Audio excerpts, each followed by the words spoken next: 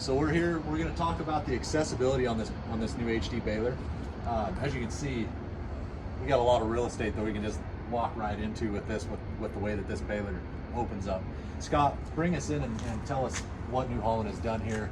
Yeah, so I mean the hood we've got same as what on a Plus, right? Right. It opens up, and the accessibility on a Plus baler or this baler is awesome Yeah. to be able to get to all that stuff, to be able to lift that thing up. But with the hydraulic suspension jacked all the way up, the twine boxes are hydraulically folded out on this one. But I really have a lot more accessibility than I've ever had. With the hood up, I can get clear up under here. I can literally stand up if I needed to retwine, you know, if I lost a knot. I can get right in here to the tensioners, literally standing up. Yeah, we're both over 6 foot tall, yeah, so this is, I mean, it's getting kind down of underneath here. It's really easy to get to all of these places that were. The other thing that with the suspension, you guys moved your twine have, tensioners. I noticed that you moved your twine tensioners to the axle. Yep, and I don't have that axle or the spring tying the two axles together. Right. Which gives me, I mean, I have unlimited access. So I walk right through. I can get right in there compared to what I did before. That's a nice thing, because from the standard baler to the Plus baler, they moved the tensioners back just a little bit, but we still get that hay buildup. And it's you know, if you think about a Plus baler, when you talk about the way the axles are mounted, they've got that big support beam where all that hay kind of just piles up, and it kind of makes a mess under there for cleaning up. So you guys have eliminated that, but this is a lot more heavy duty suspension by a long shot. Yeah, the hydraulic suspension is similar to what you'd see like on a manure tanker. Yeah. We have an accumulator, but it's also able to oscillate back and forth. The other, I guess, kind of side note, I mean, the suspension's awesome going through the field, but the ability to lift the baler up or lower it down for whatever I need, like if I'm loading twine, I can lower it all the way down. Right. If I'm servicing it underneath here, I can jack it up all the way. And you can set that so once, you know, obviously we have it lifted up for educational purposes here, or you know, if we were in the field, we'd be cleaning this baler off, keeping it clean. But you can set your ride height for your conditions to where if you're, you know, if you're crossing borders or something in flood irrigation, or if you're going through a ditch where some of those longer balers, the Plus baler, you might drag the bale chute, where this one you can set that height or lift it on the go, I think. Yeah, you can. Get through those. We have lockouts to lock it out for regular suspension, but it is something I can adjust from the track. Right. That's really, really cool. For Yeah. a baler this length and for this weight, the hydraulic suspension, what do you feel with the accumulators when you set this? What is your benefit to going to a hydraulic suspension? Do you gain heat or anything on these lines if you're in rough conditions? It's just the ability. It's just more travel, right? Gotcha. I have more travel than what I'd have on a regular baler, so I can handle those borders or or dikes or whatever, because I have more room for that cylinder to go, and the oil can flow from this cylinder to that cylinder and back and forth. But then I also have a little room in that accumulator to take up those sharp bounces. I gotcha. And carrying this much weight, I mean, that's a lot of weight, and to have a hydraulic flotation system to carry on, just makes it better. Right. Yeah. No, I'm really impressed with how this was put together. You know, just accessibility all the way to, you know, in the event that you have a wreck. I mean, it's possible with any manufacturer of a baler or any equipment that you run, but say you have to come in here and replace a needle. Oh yeah. Just bang bang, you're done. You're You catch a rock in the plunger or something like that happens, right? Yeah. I can get right to that needle, and it's not as big of a deal. We're cleaning it out. Right. Like if I'm cleaning in between different types of crops, if I don't want to spread my grass crops to my alfalfa, right, contamination. I can blow this off and get it up to where I can get everything out of the way to where I can clean it really well. Yeah, I'm impressed with this. So take us through. I noticed this baler has a shear pin on the needle yoke here. We don't have no more. Yeah, so the needle protection system has changed drastically versus the Plus. Well, even on the new Pluses, we're going to have it as well. The Loop Master Plus. Yeah, the 2021s and newers are going to have, it's a single shear bolt that protects the needles. Okay, so if I'm driving the needles in and I do have a rock or something, I'm going to break this shear pin. This assembly also acts as a reclaim too. So if the needles are up in there and here comes the plunger, it's going to force those needles back out. I gotcha. So it does both forcing the needles out, and it also provides protection. That way I'm not going to have those. I don't have to worry about timing this or anything like that. It just protects the needles. Right. That's nice considering what I'm familiar with the needle protection linkage. If you're 180 out time, when it comes apart, it really wrecks things even with the needle protection linkage. Yeah. So you eliminate a lot of those failures on someone that say has never had an issue and they throw the shear bolt in driveline, which this no longer has, right, and it gets the baler out of time. I mean, you guys have eliminated a lot of unneeded issues that could happen from error. Well, and even needle protection, if you think about it, if on the old needle protection I had to grab the needles and pull them out, right, but if they were at top dead center, does it pull them forward or does it pull them back? Yeah, it doesn't. It breaks it. Yeah. You know, and that's the thing. It's one of those things that wouldn't protect in all situations where this will. Right. Yeah. So that's a huge step forward. I was really impressed to see that. And you mentioned something that they had thought about going to a shear hub. Yeah, we do have a service kit that you can put a shear hub on an older plus that will give you protection, but it combines it with the stuffer as well. Right. So it shuts your stuffer down because that flake of hay is what's going to bend your needle. Exactly. Yeah. So that's, I mean, that's I guess another option for the guys that don't have this particular model or the newer plus models. So that was kind of interesting as well because human error is there, you know. And a couple other things while we're under here too, Cody. The plunger bearings. If you look at the plunger bearing on this, we went to a lot larger plunger bearing. It's like just a 4-inch bearing. Yeah, that's a big bearing to help, you know, which gives us the durability to just last long when we're pushing that much material. Right. Now is this plunger? Is this quite a bit heavier plunger on this? Yeah, it's a lot heavier than what we'd have on. So that's why you guys redesigned all this. Basically, just take the weight. Yeah.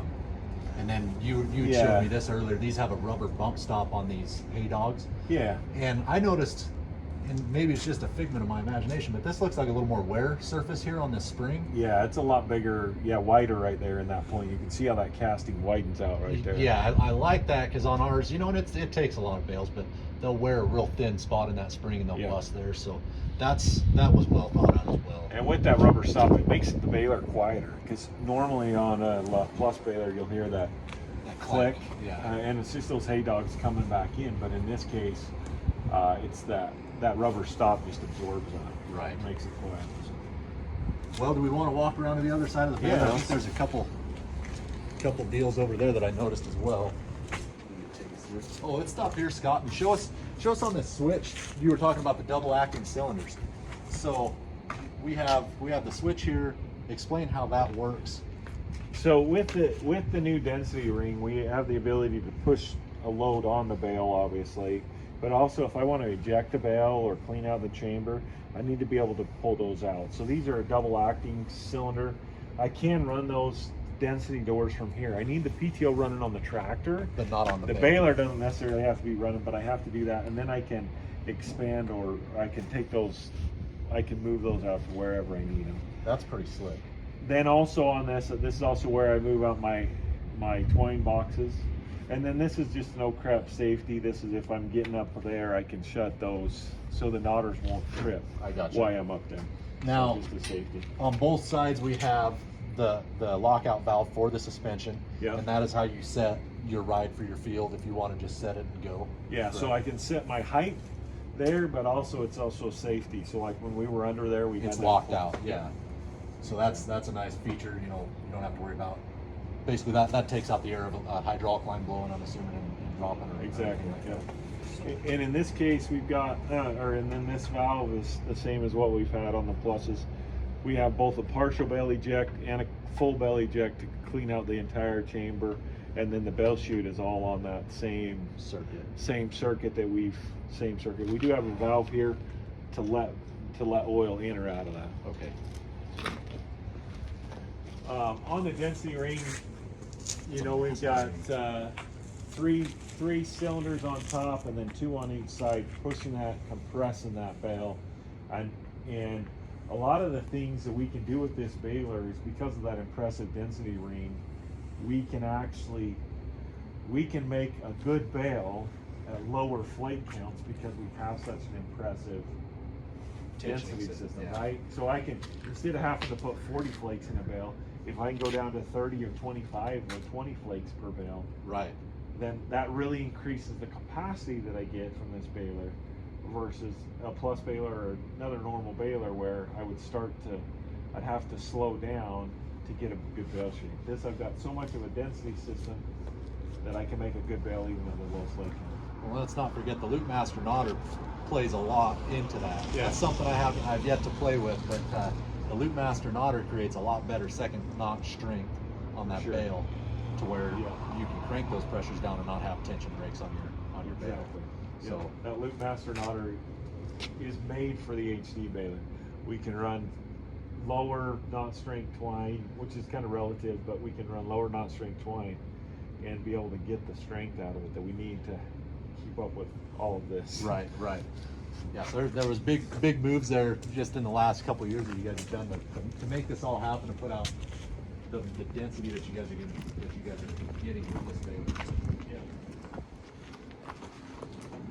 So over on this side, I think the other thing I wanted to bring up might be is the crop holding fingers. We did strengthen up the crop holding fingers, but So explain how these go over center. yeah, so this linkage right here goes over center, and when it goes over center, that locks those hold down fingers in, the crop holding fingers in, and then to pull it out, it pulls it the other way and is able to pull those out of the way so the flake can go up. Right. But that helps lock it down in, so they're not like on a plus baler where they're spring loaded in. Right. So if I get crop accumulation, they might not come in. Right. And then I start to get problems that way. So in this case, it's going to lock those in every time. Now on the plus balers, I actually put some information out on this, but I got this from you where they had updated the springs that actually hold those in. Yeah. They're a lot heavier spring. They don't feel like they have a whole lot more tension, but they're such a big spring that we don't have to break. You know, we used to Yeah. break 30 of those a year at Baylor. We didn't break any this year, so Yeah. that was a huge improvement there. But just to touch on crop holding fingers, what you guys have done here, because I know people that they have issues with these and they'll hang up in the chamber and they'll shear a stuffer bolt or something like that, so they'll tie them back. The crop holding fingers are so important for the shape of your bale and your bale density. I can't stress that enough to everyone that watches my videos on how important those are. Yeah. So this was a really big step forward. I like this design here. So I mean, yeah, I really just like the way that this system works, just because it has that positive hold in right. versus what we have before. The other thing you'll notice on this side is all the hydraulics are ran down kind of in this trough. So the density valve and some of that stuff is back there, but all this stuff is kind of clean on this side. If I have an accumulator, I can run the hydraulics for the accumulator right down that rail as well. This is nice. You know, just some competitors they run it in a really tough spot. Yeah. I mean, hydraulic lines they can crack, they can break. This looks like would be very easy to replace if you had an issue, For especially with the accessibility of this door opening up. Yep. So that's nice. Man, I'm still in awe on this the way this baler's put together. But you know, cleanliness is extremely important for balers, and no matter the model.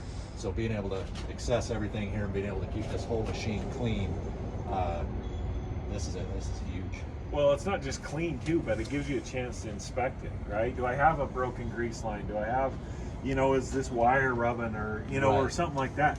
If I can get to it and I'm blowing it off every day, then I'm going to notice those things. Right. That's with the yellow paint. You can Yeah. see those things. All my balers are black paint, so it's like, wow. You can come in here and say, hey, we're getting a crack here, something like. Yeah. I like how New Holland went to that, so you get that visibility, nighttime visibility. We bail a lot at night, and that's, if you're running over this thing at night, it's like, man, that's huge. Yeah, So, and I mean, and with at night we got LED lights all over, bar lights on this thing, and it really lights up nice to where you can. And like you said, the yellow frame, I think it looks cool too, but there's more to it than just that. It's Right. The way it looks makes things just makes it easier to see. yeah, absolutely. Well, I appreciate you running us through this baler. Hey, no Is there problem. anything else you can show us that is hidden that I haven't seen yet? No, I think you've done a good job, but I think It's just, you know, the serviceability, being able to, we don't have very many grease zerks on this. It's just, we just have a few, or, you know, still the 4 grease zerks that we have to hit on a daily basis. Right. On my 10-hour service. And the auto luber's standard equipment on every one of them. So. It's extremely well put together. I noticed that is one thing with the crop pulling fingers. They might have done this on the newer plus balers, but mine are not on the auto lube circuit. So that's a couple of, so there's what, 4 grease zerks that you have to maintain daily on this machine? It's a 10-hour service. It's a 10-hour service. If you look at the ops manual, yeah, there's 4. Yeah. So if I have the knife drawer, it gives you a couple others if you're running those knives in and out, but that's on a rotor cutter. But that's on a daily basis. Every baler should have 4. So. Yeah, that's big. 2 on the stuffer and 2 on the knocker. Yeah, that's big. Good for maintenance. Yeah. Well, I appreciate it, Scott. Thanks Hey, for no walking us problem. through this. No problem.